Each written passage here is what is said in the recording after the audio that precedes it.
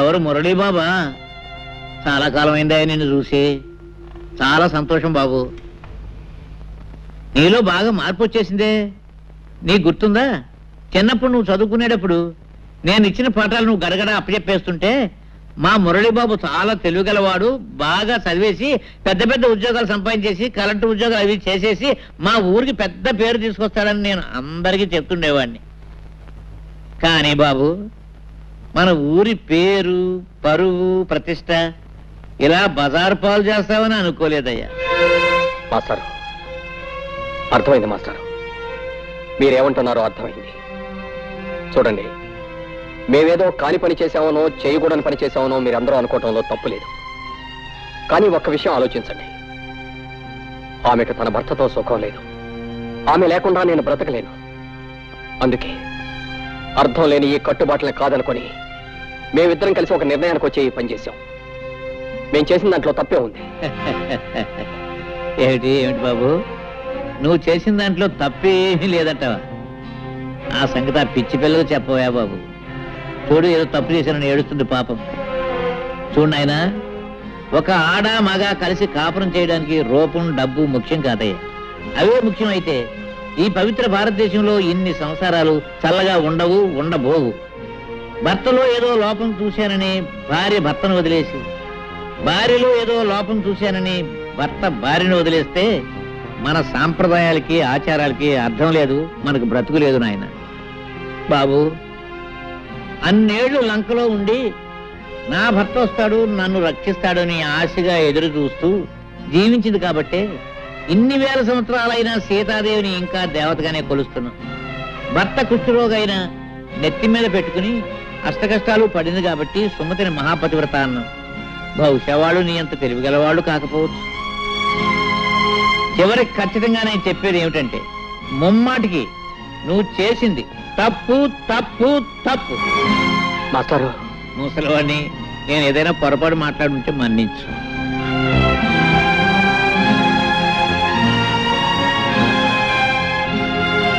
వస్తానమ్మా. మాస్టారు, నేను మీ కూడా వచ్చేస్తాను. నన్ను మీతో పాటు తీసుకెళ్ళండి మాస్టారు, తీసుకెళ్ళండి.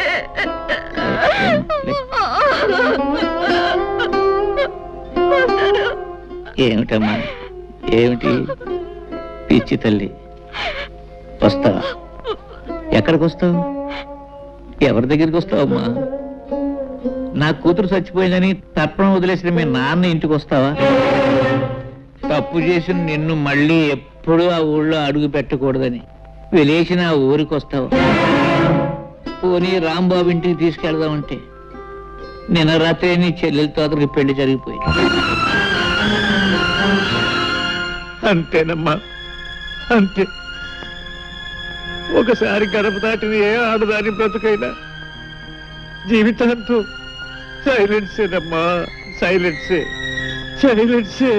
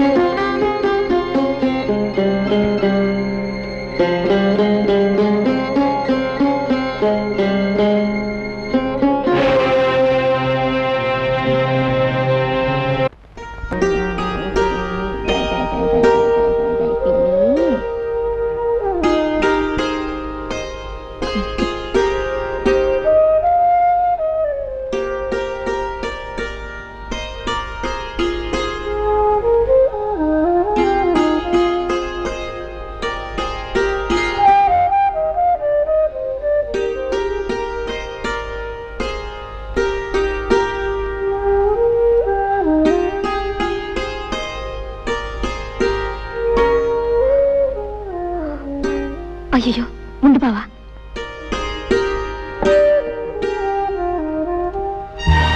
ఈ గదిలో ఒక్కగానే ఉంది, ఒక ఫ్యాన్ కొనుక్కోవచ్చుగా.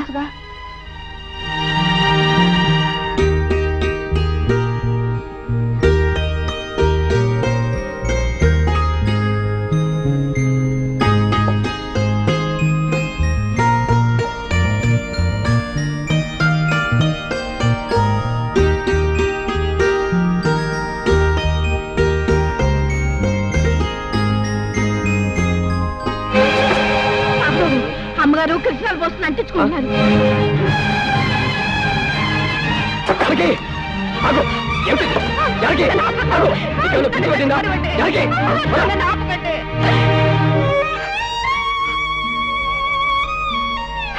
అయిన వాళ్ళందరినీ కాదనుకొని నాతో వచ్చింది చచ్చిపోవటానికి ఆ జానకి కాదు. కానీ గడప దాటినాడే నేను చచ్చిన దాంతో సమానమని తెలుసుకోలేకపోయాను. అసలు అసలు తప్పంతా నాది చిన్నబాబు. జరిగింది తప్పే అయితే అందులో ఇద్దరికీ సమానమైన బాధ్యత ఉంది. నాతో రమ్మనమని అడగటం నా తప్పైతే రావటం నీ తప్పు. నా కూడా రావటానికి నీకున్న ధైర్యం నాతో జీవితం పంచుకోవటానికి లేకపోయింది. జానకి, ఇప్పుడు నువ్వు చచ్చిపోతే నిన్ను లేవ తీసుకొచ్చానన్న చెడ్డ పేరుతో పాటు నీ చావుకు కారణమయ్యానన్న అపకీర్తి కూడా నాకు వచ్చేది. ఇప్పుడు నీ మనసు నాకు పూర్తిగా అర్థమైంది. నువ్వు నాతో కలిసి జీవించలేవు. అందుకే నువ్వు తిరిగి మనూరు వెళ్ళిపో. ఎక్కడికి వెళ్ళను, ఎవరింటికి వెళ్ళను. ఎవరింటికి వెళ్ళక్కర్లేదు జానకి. ఊరు బయట ఉన్న తోటలో నాకు చిన్న ఇల్లు ఉంది. అందులో నువ్వు సుఖంగా ఉండటానికి అన్ని ఏర్పాట్లు చేస్తాను. నీ వాళ్ళెవరో నీతో మాట్లాడకపోయినా కనీసం కళ్ళెదురుగా కనిపిస్తారు.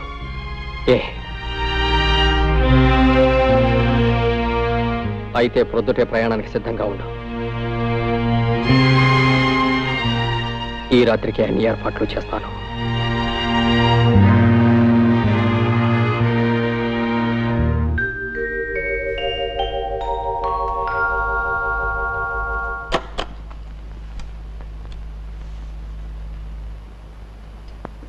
నేను వెళ్తున్నా చిన్నబాబు, నేను వెళ్తున్నా చిన్నబాబు.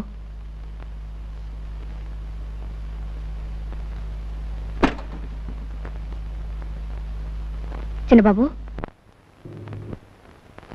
చిన్నబాబు,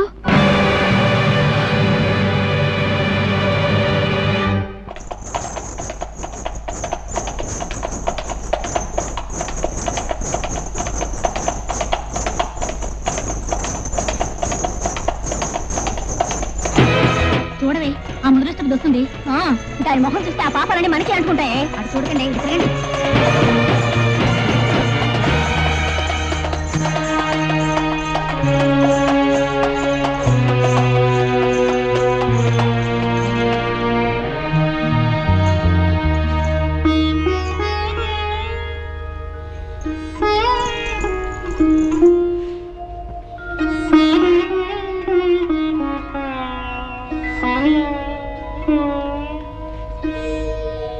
ఆవిడ గారు వచ్చిందట, తెలిసిందా?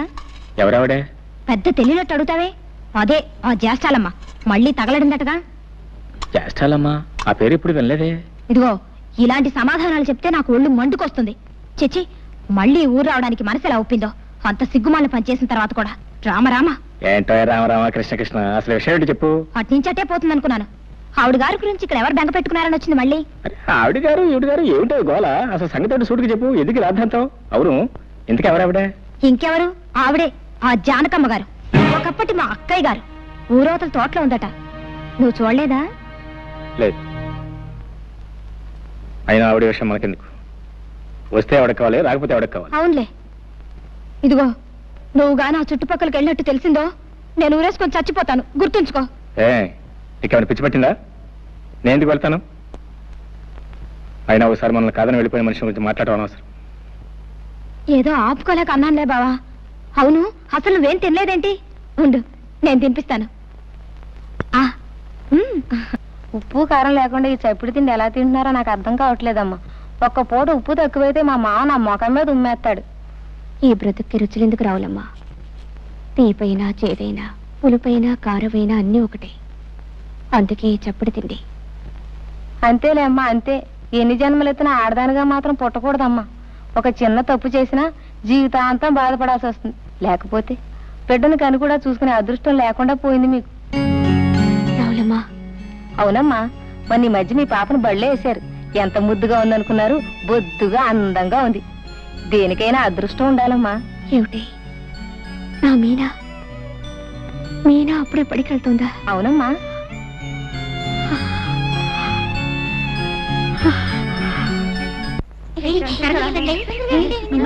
మన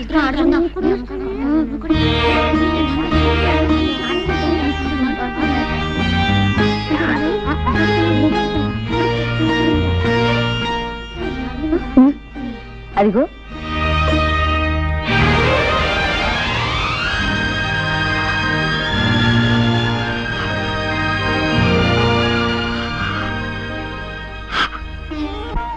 అలా చూస్తావేంటి? అడ్డు తప్పుకో. తప్పుకో అంటే అలా చూస్తావేంటి? ఎవరు నువ్వు? నేను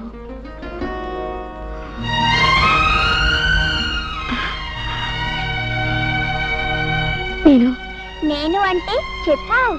నేను నేను మీ అమ్మనమ్మా. మా అమ్మ ఇంటి దగ్గరే ఉందిగా, అమ్మనంటావేంటి? అదేనమ్మా, నేను నేను మీ పెద్దమ్మని. ఓహో అలాగా. పాపా, నువ్వు చాలా మంచిదానివి. నాతో ఇంటికి వస్తావా? నేను నేను నీకు చాక్లెట్లు బిస్కెట్లు అన్నీ పెడతాను. నీ రాను. ఆలస్యంగా ఇంటికి వెళ్తే అమ్మ తిడుతుంది. నా మంచి పాప కదూ, మీ అమ్మని నేమనదు. నా మంచి పెద్దమ్మ కదూ. నేనా?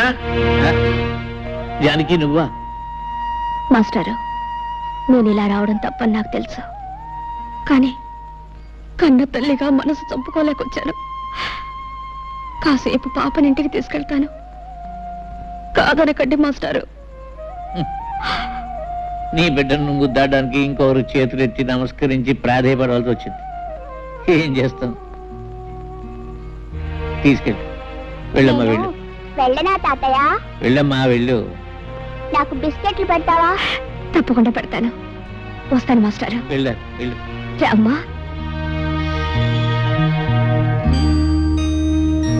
ఇదేనా మీ ఇల్లు? అవునమ్మా. బాగుందా? చాలా బాగుంది. ఏం చదువుతున్నావమ్మా? 1వ తరగతి. నీకు ఆలు అన్నీ వచ్చా? ఓ, నాకు ఆలు ఈలు అన్నీ వచ్చు. అది సరే, నాకు బిస్కెట్లు పెడతానన్నావు, పెట్టవా? ఎందుకు పెట్టను? అన్నీ పెడతాను. నీకేమేమి ఇష్టం? నాకు అన్నీ ఇష్టమే. సరే. అవును, మా అమ్మ నాన్నని ఎప్పుడైనా చూసావా? చూశానమ్మా, ఎప్పుడో చూశాను. నిన్ను పెద్దమ్మ అనమన్నావు. పెద్దమ్మ అంటే ఏమిటి? నేను నీకు ఏమవుతాను? పెద్దమ్మంటే మీ అమ్మ కంటే పెద్దదాన్ని అని. నువ్వు నాకేమవుతావంటే అన్నీ అవుతావు తల్లి. ఓ, నాకేం అర్థం కాలేదు. నాకు బిస్కెట్లు పెట్టు. తెస్తాను, ఉండు.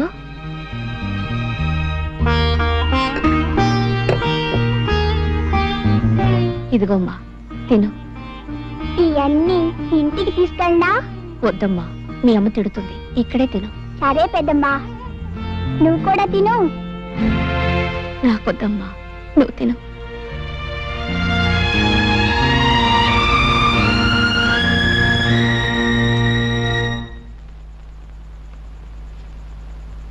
మీనా, బళ్ళోంచి రావడానికి ఇంత ఆలస్యమైంది. ఎక్కడికెళ్ళావు? మరి బళ్ళో పిల్లలు ఆడుకుందా రమ్మంటే వెళ్ళానమ్మా. ఆడుకోవడానికి వెళ్ళినా ఇంటికి తొందరగానే వచ్చేయాలి, తెలిసిందా? సరేనమ్మా. పద, నీళ్లు పోసుకొని పోతుంది గాని.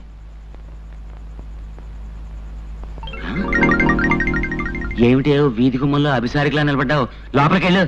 అది కాదండి, మన అబ్బాయి ముద్దు కృష్ణ ఇంతవరకు రాలేదేమిటా అని చూస్తున్నాను. వాడెక్కడికి వెళ్తాడులేవే, నువ్వు లోపలికెళ్ళు. ఇప్పటికే చాలా మంది దిష్టి పెట్టేసి ఉంటారు.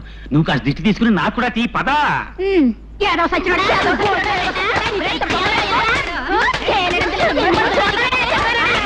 ఆగండి ఆగండి ఆగండి అమ్మా, ఏం జరిగింది?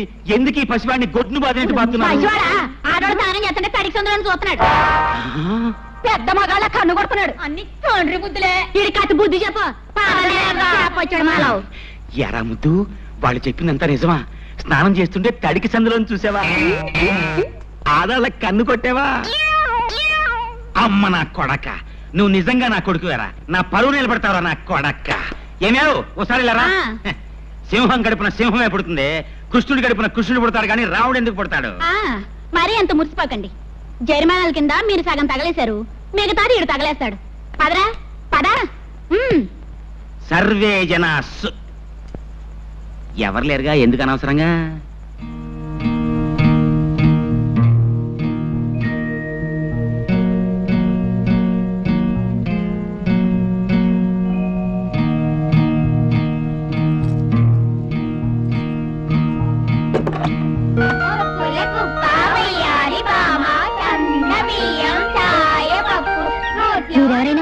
చూసారా? చూసానే, ఊరి బయట తోటలో ఉంటుంది, ఆవిడ తీసుకెళ్ళింది. ఏనుగమ్మా ఏనుగు, మా ఊరొచ్చింది ఏనుగు. ఏనుగు తొందరగా పో. అయ్యయ్యో, ఏనుగు మెల్లగానే పోతుందమ్మా. అయితే నువ్వేనుగు కాదు, గుర్రం. తొందరగా పో. అలాగా. మీనా ఇలా రా.